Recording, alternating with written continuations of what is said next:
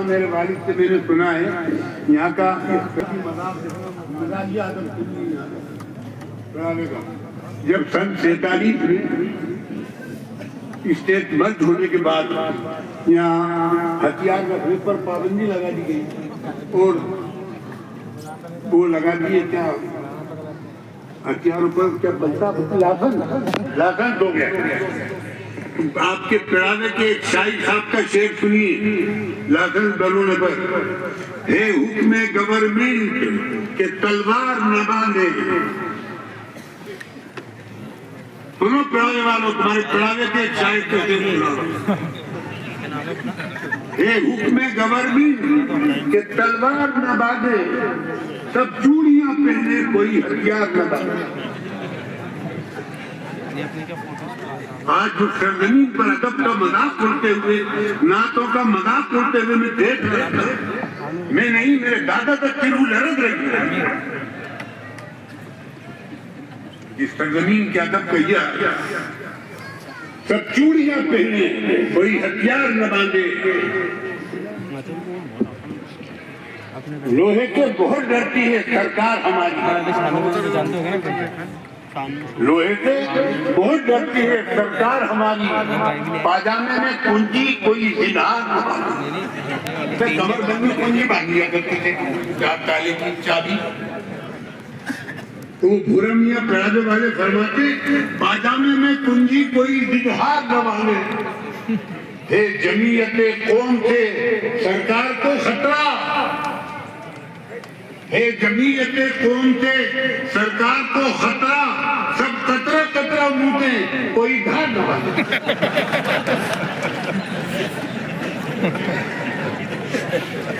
برابو والوں تمہارا مزاحیہ ادب بھی اتنا عجیبانہ ہوا کرتا ہے. بہت تم نے مدرسوں کی علماء کی عظمت اور فضیلت پر باتیں سنی. میں دل کی گہرائی سے آپ سب حضرات کا مشکور ہوں.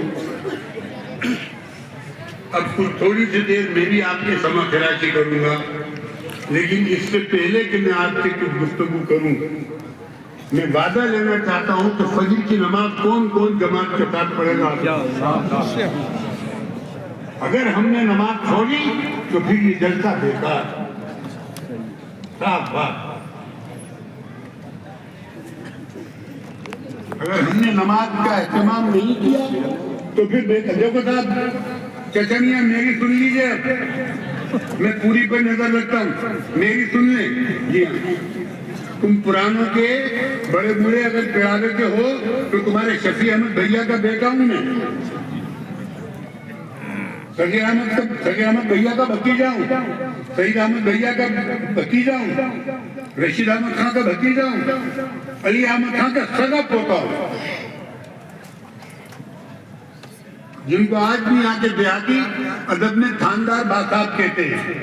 ہم کھار پہ چلے گئے تو وہ مامانی زمینیں ہوتی تھی کبھی. اب یہاں قبضہ نہیں رہ پاتا تھا. وہاں سے سیلون سے آئے تھے. اس وقت اتفاقاً میرے دونوں چچا اور میرے والد تینوں حیات کے رشید احمد صاحب پاکستان چلے گئے. حادثے میں ہم ایک جگہ سے گزرے تو اثر کے بعد سنا ہے پرانے شرافہ جو تھے وہ ان کی شرافت مکمل نہیں ہوتی تھی جب تک کہ اثر کے بعد چائے نہ پی. اب کیا کریں وہاں پر بڑے کھائے پی کی بات ہے. تو ایک چائے کا خیال دھناوت ہے صاحب چائے دیکھ رہے ہیں. جیب روکی وہاں پر چائے پی. ایک بڑے میاں آئے. انہوں نے میرے والد صاحب کو صاحبہ کو دیکھ کر کہا تم لوگ کہاں سے آئے؟ یہاں کی زبان میں.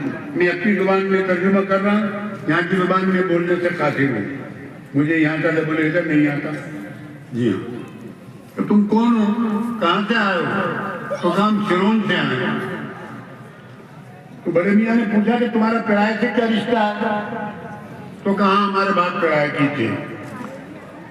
تو کہا تھاندار باصاحب کون تھا تمہارا؟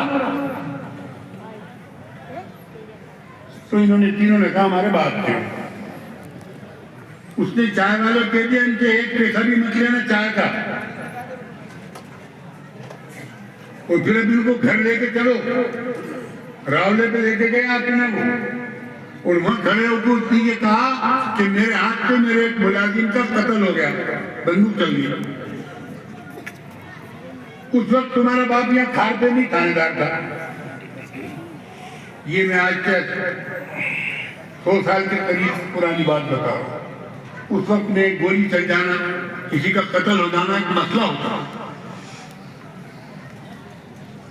تو کہا کہ خاندار صاحب آئے، انہوں نے آ کے کچھ جانچ تول کری اور مجھ سے کہا کہ ٹھاکر چلو میرے ساتھ تھانے چلو۔ مجھے تھانے میں رکھا، تھوڑی دیر کچھ لکھا پڑھی کری، اور پورے مقدمے میں میرے 3 آنے خرچ ہوئے۔ کتنے؟ 3 آنے۔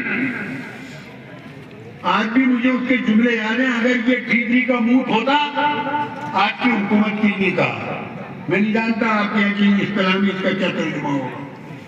یہ ٹھیکری کا منہ ہوتا تو میرے ڈانڈے بکوا دیتا، قتل ہو گیا تھا میرا۔ انہوں نے اس قتل کو لکھا کہ یہ قتل احمد نہیں، قتل خطا ہے۔ تو میں تمہارے شہر کے اس حاکم علی احمد کا پوتا ہوں جس نے ایک بھول سے قتل ہو جانے والے، قتل کر دینے والے قاتل کو 3 آنے مقدمے میں لگوا کر 22 سے دور کروایا۔ یہ تو گھر کی باتیں چھڑ گئی۔ میں نے تو آج کل میرے علاقے میں ایک موضوع بنایا ہوا ہے 3 سال سے، غالباً پہلی بھی میں اسی موضوع پر یہاں بول کے گیا ہوں۔ ہم تو سنا ابتدا میں مجھے کرنی چاہیے تھی عرف عام اور مقررین کے طریق کے مطابق، لیکن میں تقریر کرنے نہیں بیٹھا ہوں، اپنے بڑوں کے گھر والوں سے باتیں کرنا بیٹھا ہوں۔ رسماً 2 لفظ ہم تو ثنا کی بھی کہہ لیتا ہوں، الحمدللہ البری الحمید والصلاۃ والسلام علی سیدنا و مولانا محمد المجید، اما بعد۔ معزز علماء کرام، قوم کے محترم بزرگوں، عزیز دوستوں، پیارے بچوں، قرآن پاک میں اللہ تبارک و تعالیٰ نے اتحاد پر متعدد جگہ ہمیں دعوت دی۔ وَاعْتَصِمُوا بِحَبْلِ اللَّهِ جَمِيعًا کہیں فرمایا وَلَا تَنَازَعُوا فَتَفْشَلُوا وَتَذْهَبَ رِيحُكُمْ وَاصْبِرُوا إِنَّ اللَّهَ مَعَ الصَّابِرِينَ۔ اس سے ہٹ کر کہیں فرمایا وَأَعِدُّوا لَهُم مَّا اسْتَطَعْتُم مِّن قُوَّةٍ وَمِن رِّبَاطِ الْخَيْلِ تُرْهِبُونَ بِهِ عَدُوَّ اللَّهِ وَعَدُوَّكُمْ۔ اس سے ہٹ کر کہیں ہماری پیدائش سے متعلق فرمایا افحسبتم انما خلقناکم عبثا، کیا تم یہ سمجھتے ہو کہ ہم نے تمہیں بیکار پیدا کر دیا، ویسی پیدا کر دی گئی تم لوگ؟ کہیں ہماری پیدائش کے مقصد کو بتایا کہ وما خلقت الجن والانس الا لیعبدون۔ دعا فرمائیے، میرے دادا پیر حضرت مولانا شاہ محمد اجاز قادری رحمۃ اللہ علیہ بانی کی تبلیغ، وہ فرمایا کرتے تھے کہ درس میں 20 طلبہ ہوتے ہیں، لیکن ایک آدھ کوئی طالب علم ایسا ہوتا ہے کہ اس کی اخلاص کی بنیاد پر، اس کی برکت سے اللہ تبارک و تعالی استاد کے دل پر عجیب انکشافات فرماتا ہے۔ تو میں اس کو تھوڑی سی تبدیلی سے یہ عرض کر دیا کرتا ہوں کہ کیونکہ میرا اسی لائن سے برسوں سے تعلق ہے، میں ان کے دادا جان میرے والد ماجد کے استاد، اور جن کو میرے دادا یا مدرسہ سونپ کر گئے تھے، میرے دادا کے معتمد علی، ان کے والد دادا کے تشریف لانے سے بہت پہلے مدرسہ قائم ہو گیا، بہت میرے دادا ان کو، کیونکہ ابھی میں مولانا کو بتا رہا تھا کہ ان کو اپنے بھانجے سے بے پناہ محبت تھی، وہ سیلون میں تھے، ان کے سب رشتہ دار پاکستان چلے گئے، کہ چچا ماما میں اکیلا رہ گیا، وہ بستر بوریا باندھ کے وہاں چلے گئے، اب کیا کریں، اس مدرسے کا کیا کریں، جس میں حضرت مولانا محمود علی صاحب قاری نے، یہاں پر اکثر علماء کو یہاں کے پرانے قاری صاحب کہا کرتے تھے، پرانے بوڑھے جانتے ہوں گے، کچھ سفید داڑھی والے نظر آ رہے ہیں، قاری محمود صاحب ایک ہوتے تھے شاہجہاں کے، جو بعد میں یہاں سے جانے کے بعد ہاپوڑ کے مدرسے کے شیخ الحدیث تھے، میرے والد کا شاگرد مفتی صاحب کے آنے سے پہلے ہوئی آ رہے۔ مولانا صدیق صاحب دیوبند کے قریب میں جگہ بھائلا، وہاں تو رہنے والے تھے۔ دارالفتہ میں وہ معین مفتی تھے، رجسٹر افتہ وہی پوری کیا کرتے تھے، وہ بھی یہاں پر رہے۔ مجھ سے فرمایا دیوبند میں جب میں پڑھتا تھا، مجھ سے فرمایا میاں غازی تمہارے دادا کی کیا بتاؤ، میری جوانی تھی اور ان کی عمر رسیدگی کا وقت تھا، میں نے بہت چاہا کہ میں ان سے مسجد میں ان سے پہلے پہنچ جاؤں۔ تاجد میں جب بھی میں نے جا کے دیکھا تو حافظ صاحب مسجد میں، یہ ایسے تہجد گزاروں کا قائم کیا ہوا مدرسہ ہے، اور ایسے ہاتھوں میں دے کر گئے تھے جو اپنے وقت کے چلتے پھرتے ولی تھے، یعنی ان کے دادا چلتے پھرتے ولی کے ہاتھ میں تھے۔ ایک دیوبندی کے تھے قاری انعام صاحب، بردیاولت محلے کے رہنے والے، وہ بھی یہاں پر پڑھا چکے۔ یہ سب کے سب علامہ حضرت میاں اصغر حسین صاحب رحمۃ اللہ علیہ کے بھیجے ہوئے حضرات، اور میاں اصغر حسین صاحب کا اور میرے پردادا کا رشتہ یہ تھا کہ دونوں حاجی امداد اللہ کے خلیفہ تھے۔ میرے پردادا کو شاملی کے میدانی جہاد میں خلافت دی گئی،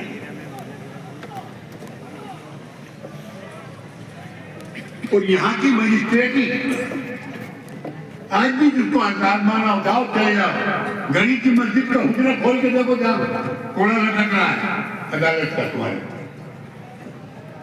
اس کمرے میں کتنا سکون اور کتنی نورانیت ہوگی، ایسا لگتا ہے میاں جی نور محمد کے لوہاری کے حجرے میں کھول گئے۔ رابع والوں تمہارے گھر و دیوار گواہ ہیں، مسجد کے سامنے چبوترے پر نیم کا پیڑ ہے، مجسٹریٹ کے وقت اس کا آفس وہ نیم کا پیڑ ہوتا تھا، نیم کے پیڑ کے سایہ میں اس چبوترے پر بیٹھ کر نیلی لنگی اور بنڈی نیم اصلی مجسٹریٹ تھا، اور وہاں بیٹھ کر فیصلے کیا کرتے تھے، اور 6 مہینے میاں صاحب اصغر حسین کے در دولت پر پیر بھائی سے بہت محبت کی وہ گزارتے تھا۔ آج بھی ان کی اولادوں میں چڑاوے کے گندے والے خطاب کے نام سے ان کی اولادیں جانتے ہیں۔ ہمارے نام کہاں ہیں؟ میں جاوری کی تاریخ پڑھ رہا تھا، تقریباً 50 جگہ چڑاوے کا تذکرہ ہے، 50 جگہ۔ بہرحال میں اپنے موضوع سے ہٹ رہا ہوں۔ میرا موضوع تو میں نے جو بنا رکھا ہے آج تک وہ 2 ہی جملوں میں مکمل ہو گیا۔ میرا افسانہ ہے کتنا مختصر، جس کا تکیہ تھا کبھی زانو یاد وہ تڑپتا ہے اب فرش خاک پر۔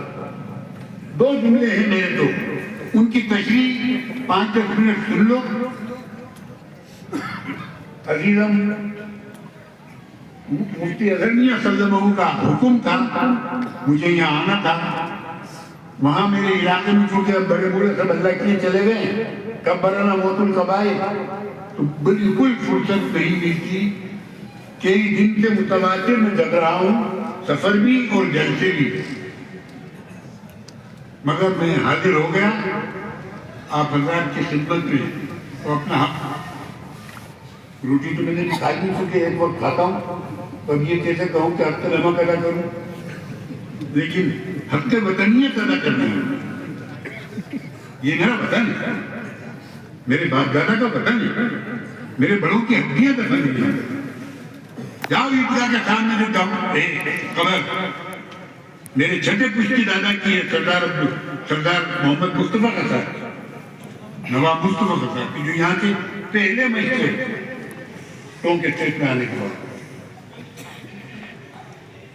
اور پھر ان کے 4-5 پوتے یہاں پر دفن ہیں۔ قاری صفت اللہ خطاب بخری ٹوکی ان کے دادا یہاں دفن ہے. ولی اللہ خطاب کے بعد یہاں دفن ہے. میرے باپ کے دادا یہاں دفن ہے. تو مجھے پڑھاوے سے الگ کر دو گے کیا تم؟ بولو کیا میں تمہارے پڑھاوے کا نہیں ہوں؟ میں تو ولی احمد میرا نام رکھا گیا تھا. مجھے غازی کا خطاب بھی سرزمین سے ملا ہے. جو آج ولی احمد لوگ کم جانتے ہیں غازی زیادہ جانتے ہیں. بابا تشریف لائے تھے, سمجھ گئے بابا؟ لفظ بابا سمجھ گئے؟ بولو کون تھے وہ بابا؟ شاباش, معصوم. یہ میرا بچہ بھی انہی کی دعاؤں کا سمجھ رہا. بابا تشریف لائے تھے, غالباً اس کی بنی